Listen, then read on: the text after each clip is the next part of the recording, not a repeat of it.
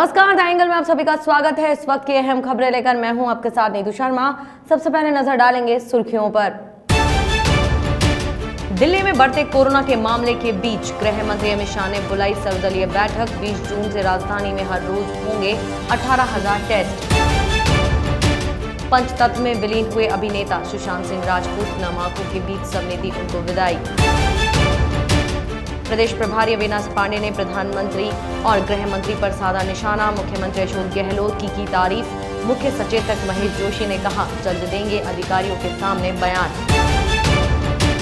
और money laundering के मामले में पूर्व आईएएस अशोक सिंघवी को नहीं मिली राहत। मामले की अगली सुनवाई 29 जून को। पाकिस्तान के इस्लामाबाद में स्थित भारतीय उच्चायोग में काम करने वाले 2 अधिकारी लापता हैं।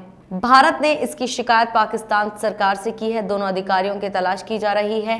यह घटना ऐसे समय पर सामने आई है जब पाकिस्तान उच्चायोग के 2 पाकिस्तान अधिकारियों पर जासूसी के आरोप लगने के बाद भारत ने उन्हें देश छोड़ने के लिए कह दिया था। ये दोनों दिल्ली में वीजा विभाग में काम करते थे। इसके बाद पाकिस्तान में बीते कुछ दिनों से भारतीय अधिकारियों का पीछा किया जा रहा है। भारत ने अत्यधिक निगरानी को लेकर विरोध भी दर्ज कराया था। माना जा रहा है कि अपने अधिकारियों के पकड़े जाने से बौखलाया पाक अब वहां काम कर रहे भारतीयों को फंसाने की फिराक में है। इसी बीच भारत ने अधिकारियों के लापता होने की सूचना पाकिस्तान को दे दी है। राजधानी दिल्ली में लगातार बढ़ते हुए कोरोना मामलों से निपटने के लिए खुद गृह मंत्री अमित शाह एक्टिव हो गए हैं। इस बाबत उन्होंने सर्वदलीय बैठक बुलाई और सभी राजनीतिक दलों की राय जानी। इस बैठक में शामिल सभी दलों ने अपनी राय दी। बैठक में शाह ने साफ कहा कि यह वक्त महामारी से निपटने का है और सभी दल अपने राजनीतिक एजेंडा को अलग कर दे। उन्होंने कहा कि 20 जून से हर रोज दिल्ली में 18,000 टेस्ट होंगे। बैठक में आम आदमी पार्टी, बीजेपी, कांग्रेस और बीएसपी के प्रतिनिधि शामिल हुए। पिछले 36 घंटे में शाह की यह तीसरी बैठक थी। राजधानी दिल्ली में कोरोना के आंकड़े बढ़कर 41,000 के पार पहुंच चुके हैं। दिल्ली बीजेपी चीफ आदेश कुमार गुप्ता ने कहा कि बैठक में शाह ने कहा कि 20 जून तक दिल्ली सरकार हर रोज 18,000 कोरोना के टेस्ट करेगी। कांग्रेस के पूर्व अध्यक्ष राहुल गांधी कोरोना संकट पर लगातार नरेंद्र मोदी सरकार पर निशाना साध रहे हैं। राहुल ने कुछ दिन पहले लॉकडाउन को असफल करार देते हुए सरकार को घेरा था। राहुल महान वैज्ञानिक अल्बर्ट आइंस्टीन के बयान से आज फिर केंद्र सरकार को लपेटा है। उन्होंने महान वैज्ञानिक अल्बर्ट आइंस्टीन के एक कथन का उल्लेख करते हुए ट्वीट किया, यह लॉकडाउन साबित करता है कि सिर्फ एक चीज अज्ञानता से ज्यादा खतरनाक है और वह है अहंकार। कांग्रेस नेता ने लॉकडाउन के चारों चरणों में कोरोना वायरस के मामलों में वृद्धि से जुड़ा एक ग्राफ भी शेयर किया। नेपाल के साथ ताजा सीमा विवाद पर रक्षा मंत्री राजनाथ सिंह ने बातचीत की वकालत की है। सिंह ने कहा कि नेपाल को कुछ गलतफहमी है जिसे बातचीत से सुलझाया जाएगा। वह उत्तराखंड के बीजेपी कार्यकर्ताओं को जनसंवाद कार्यक्रम के तहत संबोधित कर रहे थे। उत्तराखंड से लगती सीमा पर ही नेपाल ने तनाव पैदा कर दिया है। रक्षा मंत्री ने कहा कि भारत नेपाल के बीच असाधारण संबंध है।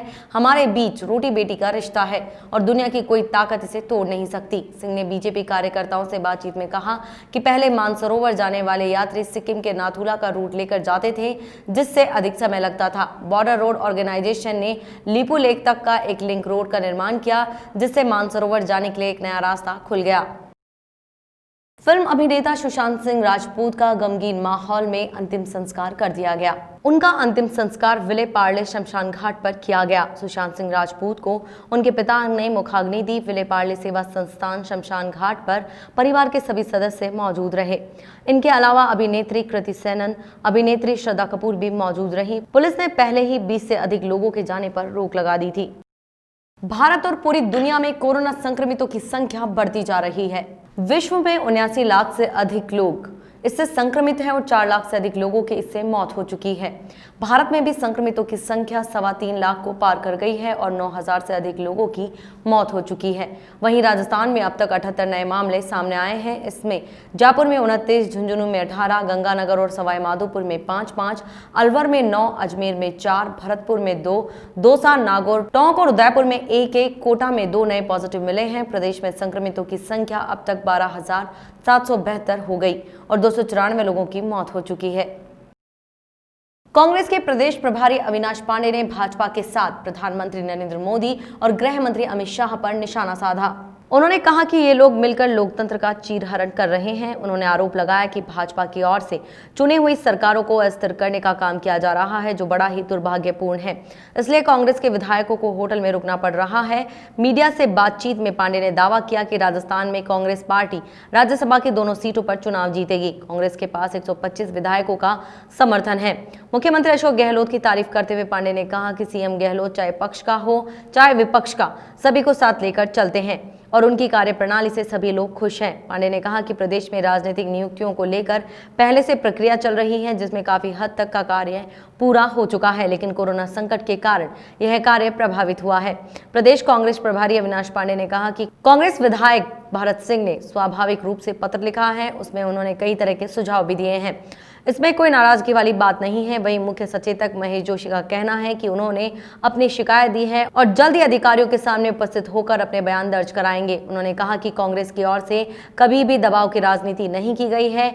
भाजपा नेताओं के फोन टेप होने के आरोप पर उन्होंने कहा कि कांग्रेस पार्टी कभी ऐसा नहीं करती है। फोन टेप होने का डर तो भाजपा में पहले से व्याप्त है। खान आवंटन से जुड़े मनी लॉन्ड्रिंग के मामले में पूर्व आईएएस अशोक सिंघवी को राहत नहीं मिल सकी।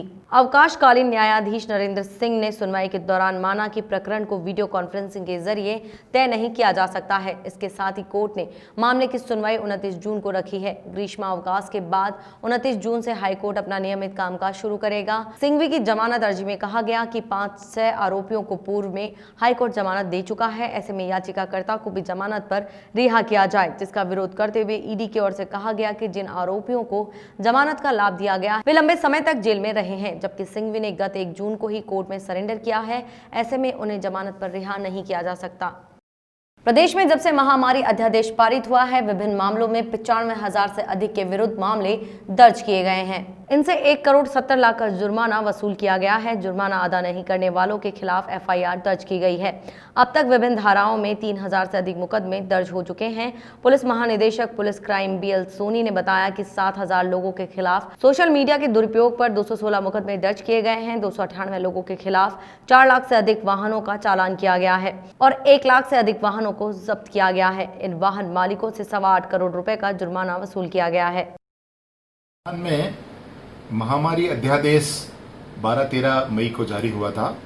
उसके पश्चात से अब तक 50,000 से अधिक लोगों के विरुद्ध मास्क नहीं लगाने के आरोप में और 6,000 से अधिक दुकानदारों को, जिन्होंने कि अपने परिसर में मास्क नहीं लगाने वालों को सामान बेचा, उनके विरुद्ध, पब्लिक प्लेस पे थूकने वाले 360 से अधिक लोगों के विरुद्ध, पब्लिक प्लेस पे शराब का सेवन करने वाले 130 से ज़्यादा लोगों के खिलाफ और पब्लिक प्लेस पे गुटखा और अन्य जो तंबाकू उत्पाद है उसका सेवन करके थूकते हुए 200 से ज़्यादा लोगों के खिलाफ और 38,000 से अधिक physical distance, social distance norm है 2 गज का, उसको फॉलो नहीं करने वाले, इस तरह से कुल 95,000 लोगों के विरुद्ध कार्रवाई की गई है, जिनमें 1 करोड़ और 73 लाख रुपए का जुर्माना वसूल किया गया है। 70 लोग ऐसे भी हैं इसमें जिन्होंने कि जुर्माना नहीं अदा किया और उनके विरुद्ध एफआईआर दर्ज करके और उनके खिलाफ मुकदमा चलाया जाएगा। अगर हम पूरे पीरियड की बात करें तो अब तक 3,436 मुकदमे दर्ज किए जा चुके हैं विभिन्न धाराओं में। भगवान Mahavir cancer hospital and research centre Jaipur की ओर से 10,000 कैंसर रोगियों को उपचार की सुविधा उपलब्ध कराई गई।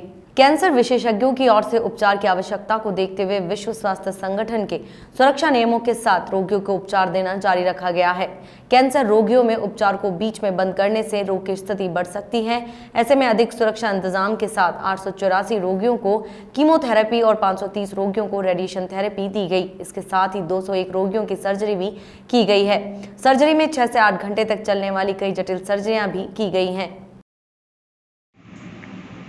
जैसा कि आप सभी को मालूम है कि ये कोरोना महामारी का समय चल रहा है और ये कोरोना एक ऐसा वायरस है जो बहुत ही ज़्यादा संक्रामक है। ये एक व्यक्ति से दूसरे व्यक्ति में अगर पहुंच जाता है तो बहुत सारी प्रॉब्लम्स आनी या समस्या आनी चालू हो जाती हैं।